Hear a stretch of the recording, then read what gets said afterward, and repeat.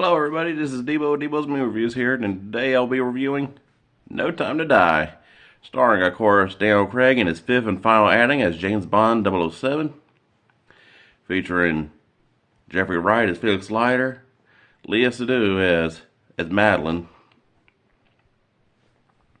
Ana de Armas as Paloma, Jeffrey Wright as Felix Leiter, Billy Magnuson as Logan Ash, Christoph Waltz as Blofeld, and then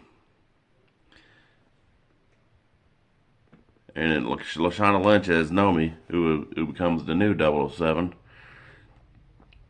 Well, in this version anyway, because in this storyline, Bond's retired after he hooks up with at the ending of Spectre when he hooks up with Mr. White's daughter Madeline, and they have like just a romantic outing, and then he goes to Vesper's grave as closure in order to move on, only to find out Spectre agents were waiting for him and such, and of course they had the old badass action scenes and a chase with a dirt bike and then the Aston Martin, and the whole time she's trying to tell him that she's pregnant with their kid, which is surprising out of all these damn Bond movies. Like once, of all the times he's been supporting around with women, all these years, I'm surprised they're gonna acknowledge he has a kid, because, well, in movie canon anyway, or should I just say Craig canon, because Connery and Brosnan, well, I say Connery to Dalton's pretty much the same canon. Brosnan, I've always considered a different timeline, as well as Craig, and Craig was a reboot, which I'm pretty sure the next one will be, depending on what Amazon's doing on it, which is kind of fitting of the whole Bond death at the end of the scene, which means they won't have to they won't be able to rope Craig into doing like his own version of Never Say Never Again, which Connery had, and in fanfare you can say that about November Man with Brosnan, but leave it at that, because say that for whenever I get around to reviewing November Man, but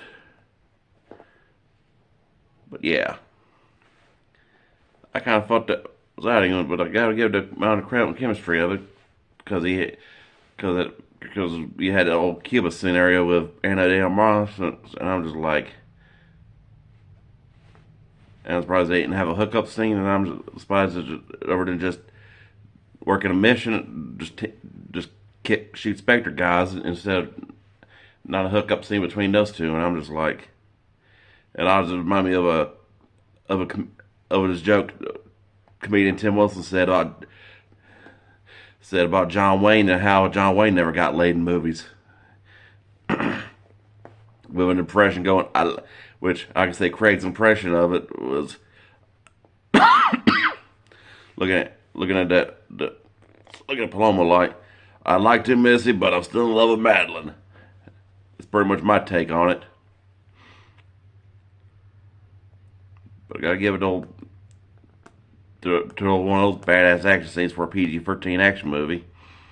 Especially when they uses that old 57 Chevrolet, or the girl does anyway. Anna does. And of course, all references to past Bond movies, which of course the Aston Martin's for DB5's mentioned. Then you had the V8 from Living Daylights.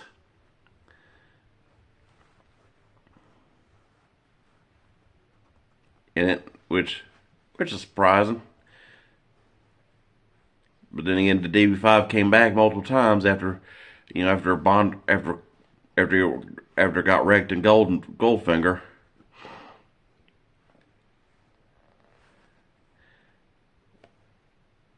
And out of the Bonds to drive it was only Connery, Brosnan, and Craig got a scene driving it, whereas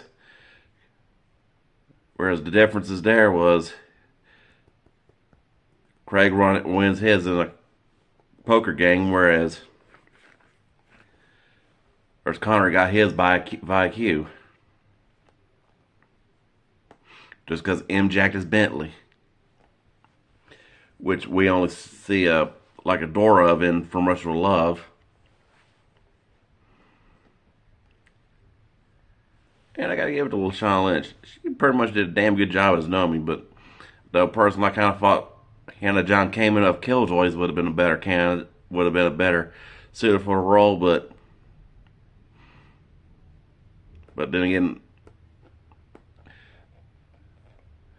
I'm just a critic, not the filmmaker. So, and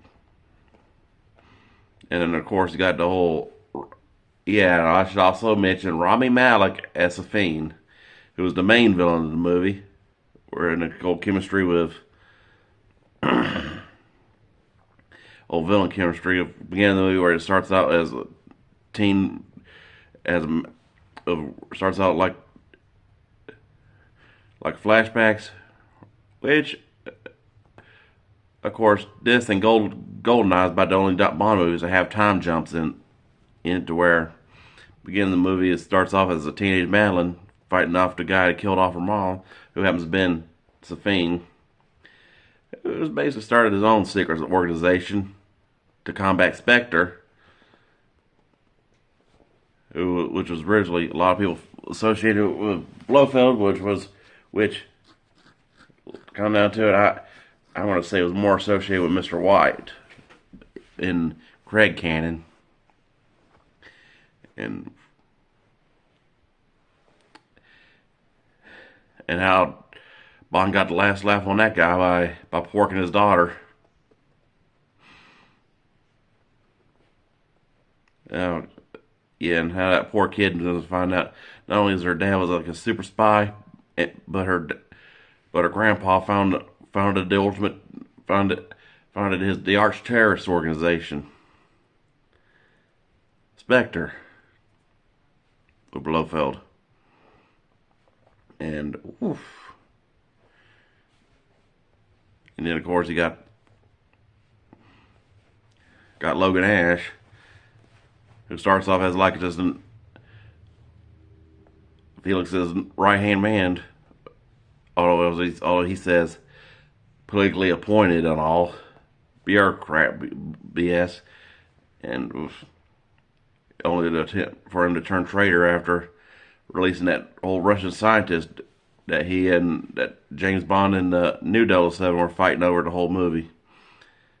You know, trying to get the credit of it for different reasons, which of course gets Leiter killed, which pretty much gives a send off, given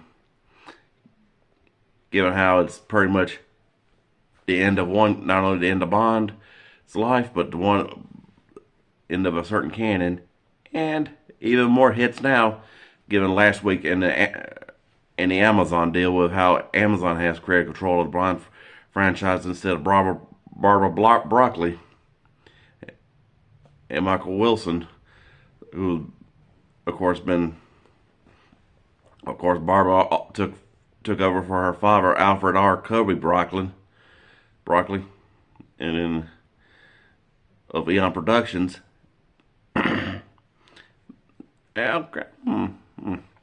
With all the new reboots and all, makes you wonder how this is going to play out. Maybe reboot James Bond Jr., give Felix Leiter his own spin-off. I mean, he's got his own. Leiter's already got books and comics.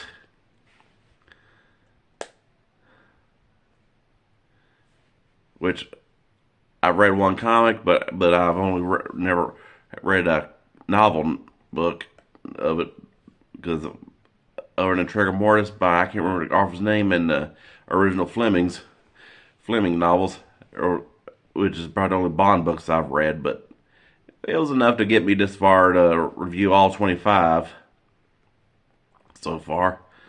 So I'm going to say my nomination for the next castings will be either Dominic Cooper, who of course also played Fleming in the miniseries about Ian Fleming, which would be fitting, make him the only Bond actor to play both Bond and his creator, Sir Ian Fleming, if they actually do that right. But I'll sell for Henry Cavill or John Boyega. Yeah, maybe Idris. But then again, at this point, Idris might be make a good M or a villain.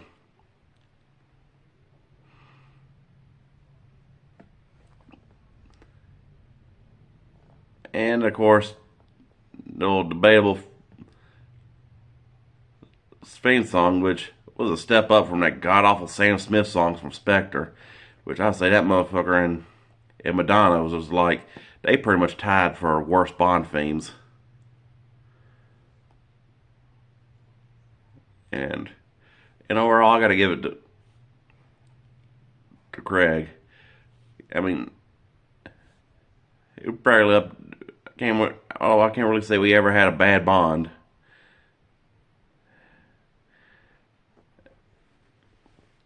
And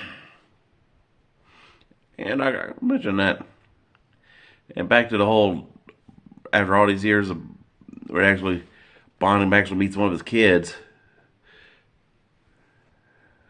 makes you things there haven't been a Family Guy cutaway or a Robot Chicken sketch of Maury Povich playing a villain going like, you expect me to talk? I can pretty just saying out, kind of like, you expect me to talk, Maury Povich?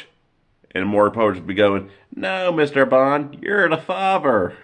But overall, I gotta give No Time to Die about a 5 out of 5. Great action, fitting ending to a to a timeline. Because you know, you hear that whenever you hear no, we have all the time in the world about Louis Armstrong and the bomb movie. You know something ain't good. You know something bad's about to happen. That was only happening in like 2 movies, Magic Secret Service and this one. But overall, I hope y'all like, subscribe, and enjoy, and I'll keep dishing them out.